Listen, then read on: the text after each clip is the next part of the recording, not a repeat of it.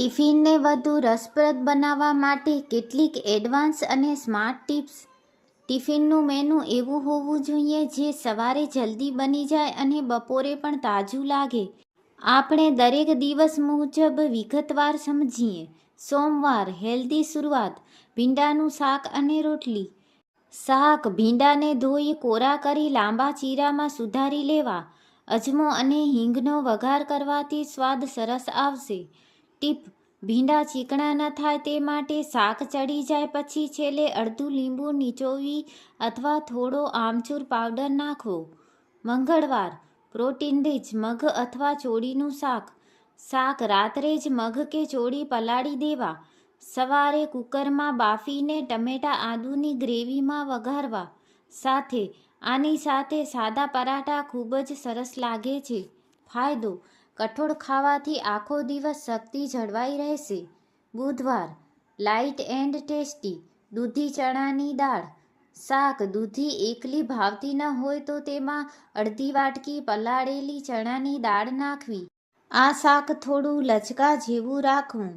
Tip: જો ટિફિનમાં દૂધી કાળી પડી જતી હોય તો વઘારમાં ચપટી ખાંડ નાખવાથી તેનો લીલો રંગ જળવાઈ રહેશે. ગુરુવાર ઝટપટ મેનુ. સેવ ટમાટા કે બટેકાનું શાક. શાક: જો શાકભાજી લેવા જવાનો સમય ન મળ્યો હોય તો સેવ ટમેટાનું શાક બેસ્ટ છે.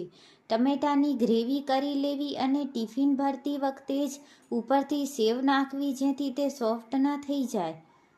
વેરાયટી: આ દિવસે તમે મસાલા પૂરી અને સૂકી ભાજી બટાકાનું શાક પણ આપી શકો.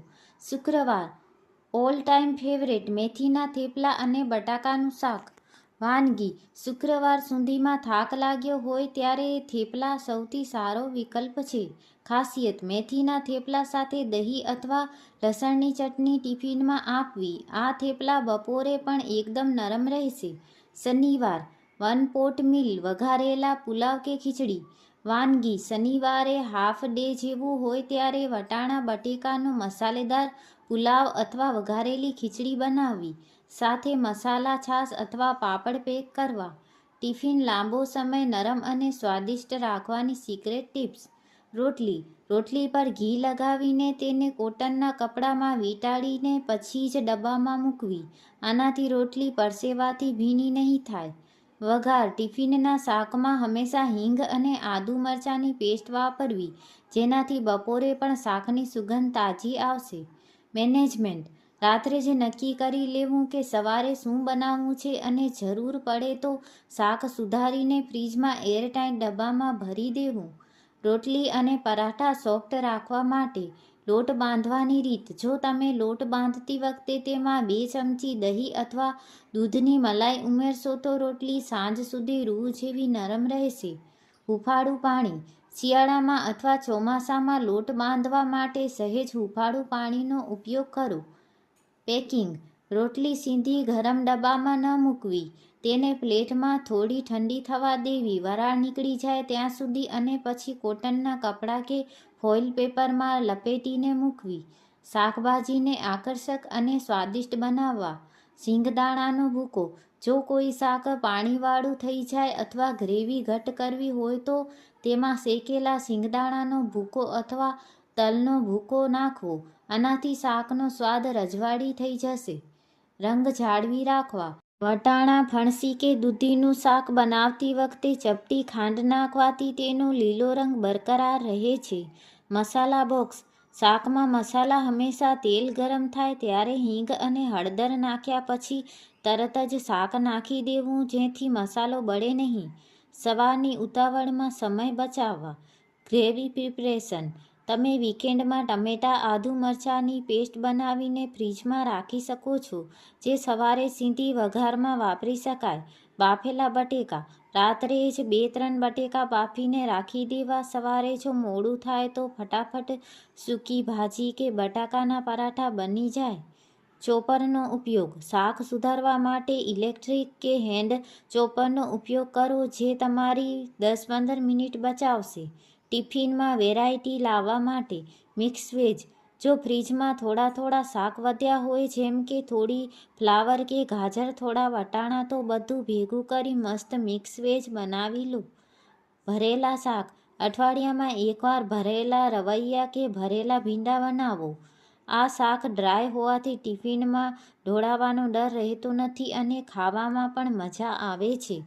સલાડ ટિફિનમાં કાકડી કે ટમેટાં સુધારીને આપવાને બદલે આખા આપવા અથવા મીઠું નાખ્યા વગર અલગ ડબ્બામાં આપવા, જેથી તે પાણી ન છોડે.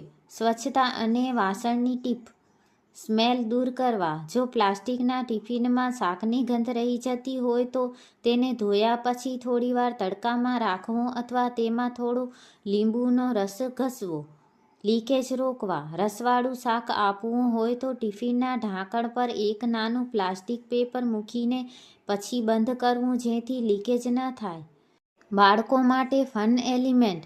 બાળકો પહેલાં આંખોથી ખાય છે અને પછી મોઢેથી. શેપ બદલો. રોટલી કે પરોઠાને સાદા ગોળ બનાવવાને બદલે કૂકી કટરથી સ્ટાર હાર્ટ કે ત્રિકોણ શેપમાં કાપીને આપો. રોલ બનાવો.